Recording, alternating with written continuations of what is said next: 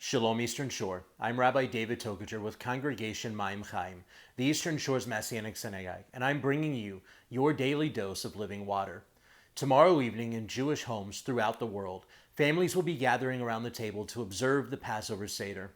The Seder, meaning order, is the order of the Passover meal, which has been developed over the years specifically to recount and interact with the great miracle God provided our forefathers in the Exodus from Egypt. In Exodus 12:25 through 27, we read of what I think is one of the most important aspects of Passover. When you come into the land which Adonai will give you, as he has promised, you are to keep this ceremony. Now, when it happens that your children ask you, what does this ceremony mean to you? You are to say, it is the sacrifice of Adonai's Passover because he passed over the houses of Bnei Israel in Egypt when he struck down the Egyptians, but spared our households. Ultimately, God instructs Israel that the observance of Passover is to be kept forever. But notice that he is very specific as to a particular reason to keep the ceremony.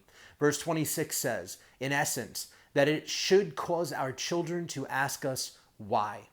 See, in Judaism, one of the most powerful concepts is the idea of Ddlw, from generation to generation. This is a concept that is integral in the continuation of faith and practice being passed down to our children and our children's children and so forth. In the traditional Passover Seder, the children are included fully. They participate in consuming and interacting with the Seder elements. The youngest child in the family, and every child is the youngest at least once, asks the four questions, which at the core are asking, why is this night different from all other nights?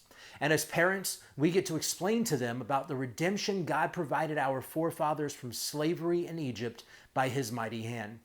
Just as powerful as Messianic Jews, we have a unique opportunity to bring out the prophetic revelation of how God provided freedom from slavery to sin through Yeshua, our sacrificed lamb on Passover. Our walk of faith is never solely about us. It is about future generations, whether that be our own literal children or the children within the community God has called us to. And remember, it does in fact take a village. Our lives should be lived boldly and unashamedly as an example of the good news of Messiah to all, but most importantly, to our children.